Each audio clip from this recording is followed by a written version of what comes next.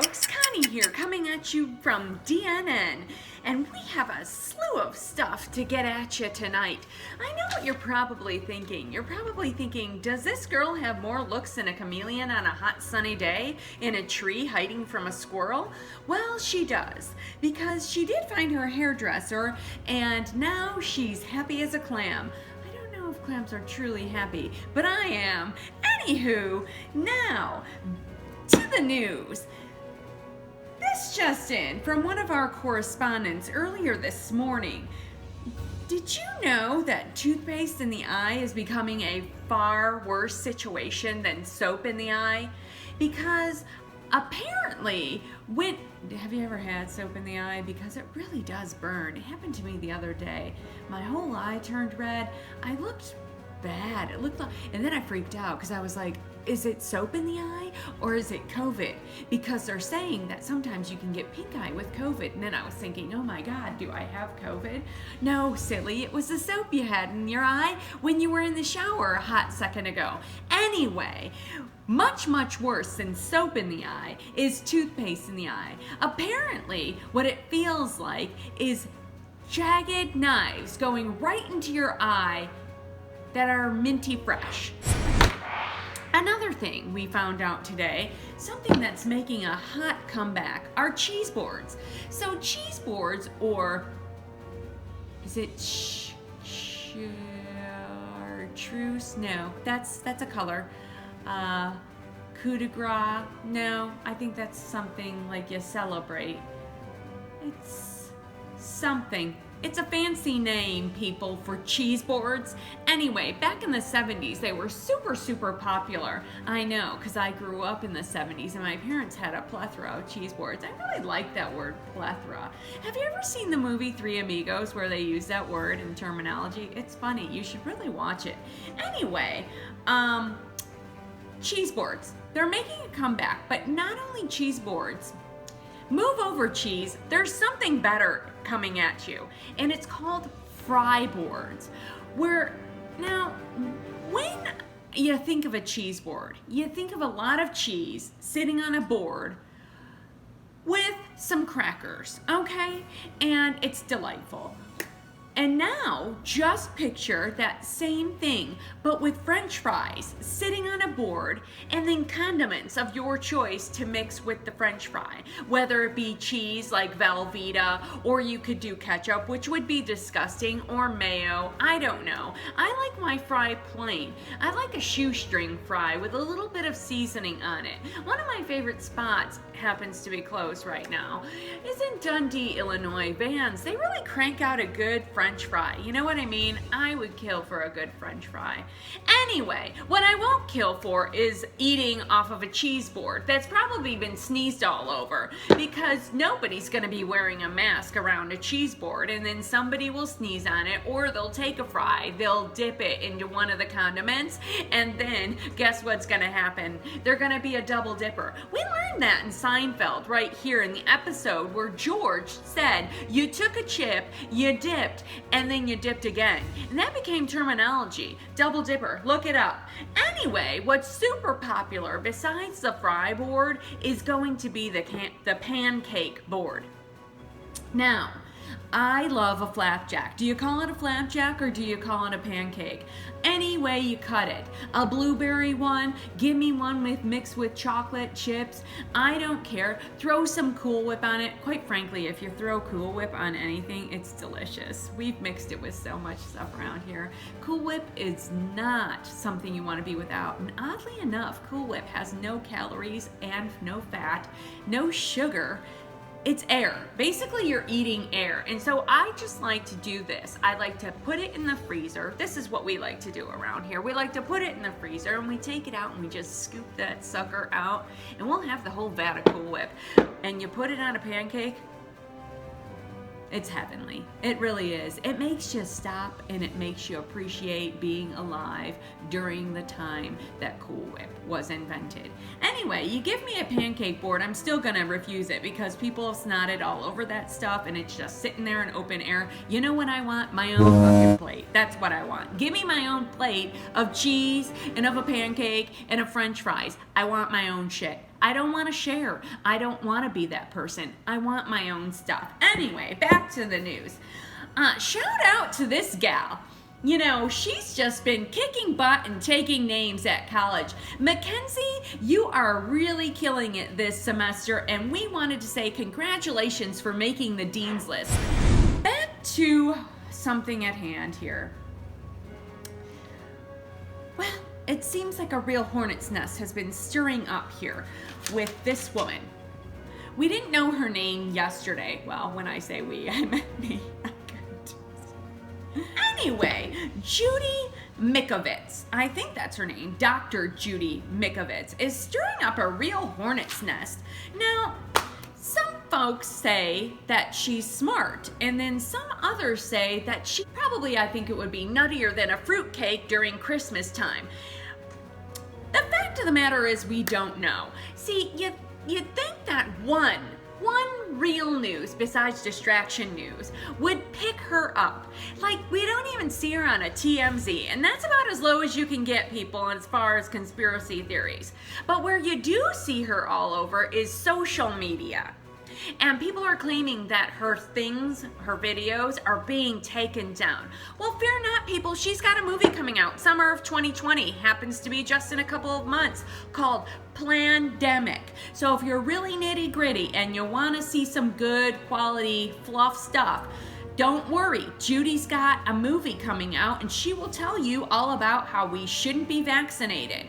Now, I'm not for over-vaccination at all, but I do get the flu shot, and I'm okay with that. You see, I don't plan on living forever. Isn't that crazy?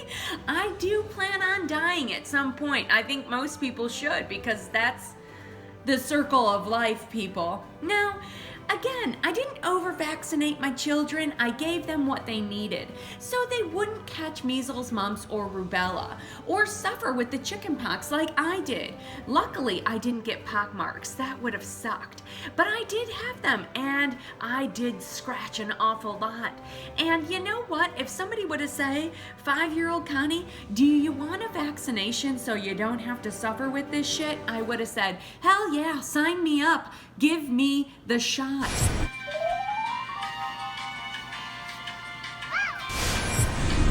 Now, back to Judy. Who knows? Maybe she's right. Maybe she's not. Maybe it's just good fodder to read about. I have no idea. Doesn't there always have to be a villain and somebody good who comes and saves the day, like a hero? Maybe Judy's our hero. For a while there, it was Tiger King. Makes you wonder, doesn't it? Anyway, back to the news. You know, speaking of stirring up a hornet's nest, we learned that killer hornets are on the way. But what we found out here at Distraction News is you don't need to worry. You don't need to worry anymore, because there are praying mantis that can kill the killer bees. No, hornets, and we will all be safe. So, no need to lock your kids up again. We can go outside at least and enjoy the sun and not have to fear about hornets. Just get a boatload of praying mantis and you'll be fine. Oh, you don't have those because they're in short supply? Well, then lock up your kids and, you know, just get back to it. So, back to it, people. All right. We learned something today. And it was from a doctor. Dr. Somebody. This is the man right here. He's right up there with Judy as far as Judy Mikovits. Yep, as far as the information, the intel coming in. This dude right here, yep, he's a doctor, and he's taught us something about what we are now learning is called the chimeric function. And chimeric function, oddly enough, is when we make shit worse than it was before. And so what this gentleman is claiming, he is claiming that we synthetically made a lot of viruses. Oh, this is good stuff. It's quality right here. We've made a lot of viruses worse.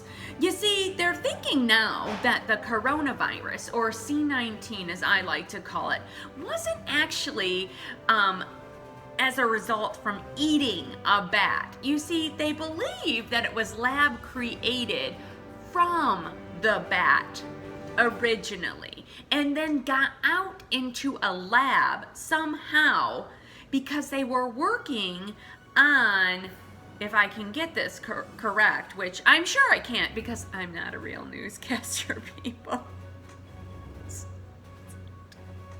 Anyway, what they're saying is this, and I'm probably not even saying this right, but the chimeric function makes things worse. And so basically what they did was they took a virus like a SARS and they pumped it up with a bunch of iron, if you will, and they basically made it a super virus to see if they could make it worse. So it would be the equivalent is if you took rabies and you wanted to see if the dog reacted even worse if you jacked it up on steroids. And so now what this virus is that we have right now is basically the SARS virus on steroids. Anyway, more to come on that. This just in. Restaurants, folks. Remember we were talking about J.G. Wentworth's 877 Cash Now program? Well, yesterday he also rolled out that 5-phase plan. And we also learned that the 5-phase plan is a real tongue twister if you say it several times in a row. A part of the 5-phase plan now that we found out is that restaurants, well, some businesses will be able to be open on March 29th. Some. Like some warehouses or some offices, but you can't have a social gathering of 10 or more. So I'm not really sure how that'll all work because I'm pretty sure that companies have 10 or more people within their office. And while they're not sitting around at the water cooler gathering, they are in the building. So I don't know how that'll work unless you're 6 feet apart. It does give one pause on how the logistics of everything will work. And then somewhere around the end of May, that's when more businesses will be able to open up. They'll still be wearing face masks as what they refer to now as the norm. Now see, it wasn't the norm, it was government mandated now, but later on in the plan, it's called the norm, which is kind of scary if you think about it. Maybe this Judy Mikovits has some shit going on. I don't know. Anyway, June 26th, folks, that's when we'll actually be able to eat in a restaurant and stop cooking from home. That's the most important news of the day. Stop cooking from home. I can't do it anymore. I mean, I'm not gonna lie, I've passed off some of my homemade dishes that were really made by Bertolli, frozen. They don't know anymore. They don't know. Or they do know, but they're too frightened to tell me. And that's okay too, folks. But June 26th, that's when we'll be able to go into restaurants. Now, interestingly enough though, June 26th is the date we can go into restaurants, but we still have to wear face masks. So I'm not sure how all of that is going to pan out for us because eating with a face mask on is difficult because you can't get food into your mouth unless you're just going for the social experience. And if you're doing that, know that restaurants on June 26th will only be allowed to go half capacity. And then you have to be 6 feet apart. So will you and the people that you go to dinner with have to sit at other tables? One doesn't know. One doesn't know. One does know that we looked into the infection rate of C19 this afternoon by doing some long division. Kids at home, you'll be wowed by long division. You see, you take a number and then you make a symbol that looks a little bit like this. So just bear with me, folks, because this is long division. I don't know what that Common Core crap is, but this is how we learned to divide. So I would take 2 and then I would divide it. And you see that little bridge that I'm doing there? You see that? That was old division. So if you take 2 and you divide it by 6, well, my phone is my calculator, so I can't do math, folks. Maybe there is something to Common Core after all. Anywho, I think it's 3. 3 is the answer. I did pass first grade math. Anyway, when you take the number of cases of COVID that have tested positive, we get 68,000 roughly. It's over that, but I like to round. Anyway, 68,000 positive tested COVID cases in the state of Illinois. With 2,900 deaths, you get roughly a 0.04 death rate. Now, the flu last year, I looked into it. The flu last year was a 6% to 6.9% death rate. I ask you, I'm gonna put my glasses on so I look smarter. Is there anybody out there who could answer to me whether or not they wore a face mask last year or were sheltered inside of their house? All right, enough thinking about that. Anyway, we have a new mascot, folks. Walmart does, actually. It's this lady. She's now the face, or I should say, the behind of Walmart. She's sporting what we call the tightest shorts you have ever seen in your entire life. She's wearing a butt cheek mask is really what we're doing. We're setting a fashion trend here at Walmart. Another fashion trend coming out of Walmart. It's just amazing. She's their new mascot and she is a queen at it. If you lived in the 80s and you used Aquanet, you're A-OK, which made me really happy, ladies and gentlemen, because, well, this was me in the 80s and potentially some of the 90s. Anywho, Aquanet, saving the day because we've coated our lungs enough with that stuff to shellac them to prevent our lungs from getting any sort of virus. Well, now we're gonna throw it out to we're going to throw it over to Connie, who's in the field with the weather again, because like I said yesterday, at Distraction News, we like to really give you a feel for what it's like in the weather. Not just saying the weather, that's boring. Again, get the hell out of the way, Cheryl Scott. Connie's coming up. Connie here, reporting from for Distraction News weather. It's chilly. There's a slight breeze blowing, breeze of maybe 3, 4, 5, 6 miles an hour, probably less. It's coming from I think that's east, coming from the east. It's sunny and cool, probably like 60, 50 degrees. I don't know, wear a jacket. You should probably wear a jacket if you tend to be chilly. If you run on the hot side, you don't need a jacket because it's pretty nice out. Tomorrow and the next day after that, here's your weather. Partly sunny, partly cloudy, maybe some rain, possibly not. Could dip down, temperatures could go up. A couple of things. Interestingly enough, do you remember this bear family? Lovely, cute, on PBS? This just in. We've been saying it wrong for years. Most people would say Bernstein Bears. Apparently, that is completely wrong. Completely wrong. We're here to debunk it because that's what we do at Distraction News. We debunk incorrect information. And really, the spelling of Bernstein Bears isn't with an E, people. It's actually Berenstain Bears. Berenstain Bears. S-T-A-I-N. Not Berenstain. It just sounds wrong too when you say Berenstain. I can't say Berenstain. We've been saying Berenstain Bears forever. Now you're just gonna come at us with Berenstain and tell us it was the name was named after the creators of the entire show and people have gotten it wrong for years and years and years. That's like telling me Luke didn't hear from Darth Vader when Darth said, "Luke, I am your father." Turns out he didn't. Turns out all Darth Vader said to Luke was, "I am your father." We just invented the Luke, I am your father. I just completely wiped out from that entire segment I just said. This just in, folks. You know this company. You've seen it in your Facebook or social media feeds. You look at the cute dress and you say, I really want to buy that because it looks stunning on her and I think it would look great on me too. And so then you click on this wish because you're like, I have a wish to look good in my clothes as well. And then you go to the website and you see that the clothes are like $3. Nobody can resist a $3 skirt. I'm sorry, you can't. But then it shows up at your door and it looks like it was made with crepe paper and sewn together by 3-year-olds. I see a sweatshop here, people, is what I see.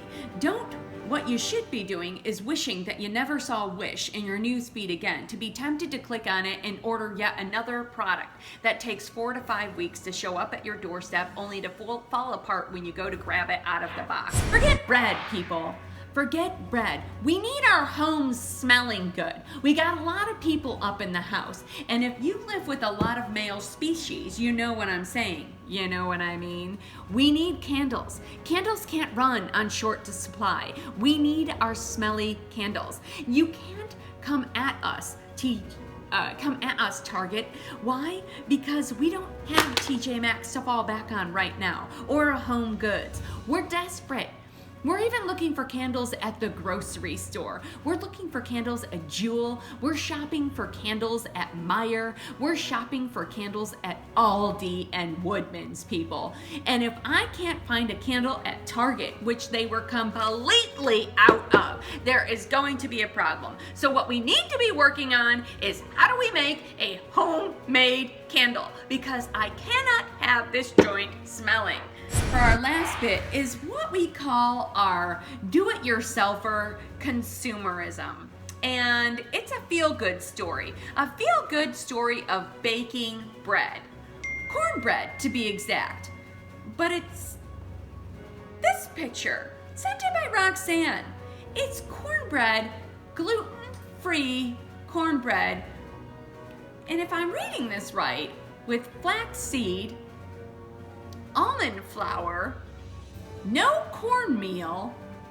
If it's got none of the above, can it really be called cornbread? You know what I prefer?